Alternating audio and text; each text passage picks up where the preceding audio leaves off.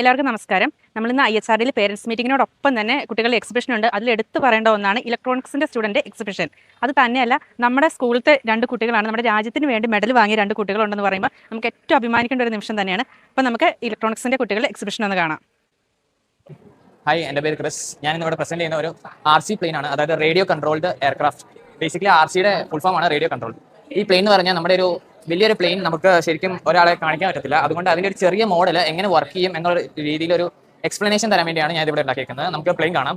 അതായത് basically plain പൊക്കാൻ വേണ്ടി ഉപയോഗിക്കുന്നതാണ് ഹൊറിസോണ്ടൽ സ്റ്റെബിലൈസർ എന്ന് പറഞ്ഞാൽ.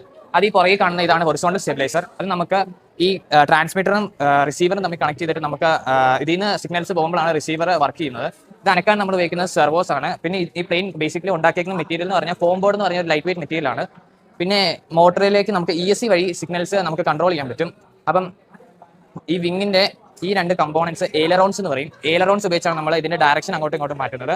പിന്നെ വെർട്ടിക്കൽ സ്റ്റെബിലൈസർ എന്ന് പറഞ്ഞാൽ ഡയറക്ഷൻ മാറുമ്പോൾ അതിന്റെ ഫ്രണ്ട് ഒരു വശത്തേക്കും ബാക്ക് ഒരു വശത്തേക്കും പോകാതിരിക്കാൻ വേണ്ടി അതിന്റെ ഡിഗ്രി കറക്റ്റ് ചെയ്യാൻ വേണ്ടി ഉപയോഗിക്കുന്നതാണ് വെർട്ടിക്കൽ സ്റ്റെബിലൈസർ. നമുക്ക് ഞാൻ ത്രസ്റ്റ് എന്ന് കൊടുത്ത് കാണിക്കാം. ഇതൊരു 1800 കിലോവാട്ട് വരുന്ന മോട്ടറാണ് നമ്മളിവിടെ ഉപയോഗിച്ചിരിക്കുന്നത്. എൻ്റെ പേര് ജോയൽ, എൻ്റെ പേര് അദ്വൈത്. ഞങ്ങൾ ഇന്നിവിടെ ഉണ്ടാക്കിയിരിക്കുന്നത് റഡാറാണ്. റഡാർ എന്ന് വെച്ചാൽ റേഡിയോ ഡിറ്റക്ടിങ് ആൻഡ് റേഞ്ചിങ്. അതായത് ഈ നമ്മളിത് കണ്ടിട്ടില്ലേ, ഇത് ഒരു സെൻസറാണ്. ഈ sensor high frequency sound waves പുറത്തേക്ക് വിടും. അപ്പോൾ അതൊരു ഒബ്ജക്റ്റീവ് തട്ടി തിരിച്ചു വരുന്നത് അത് നമുക്ക് ഈ സ്ക്രീനിൽ കാണാൻ പറ്റും.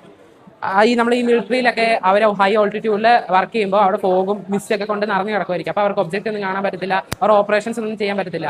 അപ്പോൾ അവർ ഉപയോഗിക്കുന്ന ഒരു സംഭവത്തിന്റെ മിനി മോഡലാണ് ഞങ്ങൾ ഉണ്ടാക്കിയിരിക്കുന്നത്. ഈ റഡാർ ഞങ്ങളൊരു RC കൺട്രോൾ കാറിലാണ് ഞങ്ങൾ ചെയ്തിരിക്കുന്നത്. ഈ കാർ നമുക്ക് ബ്ലൂടൂത്ത് വഴി കൺട്രോൾ ചെയ്യാൻ പറ്റും.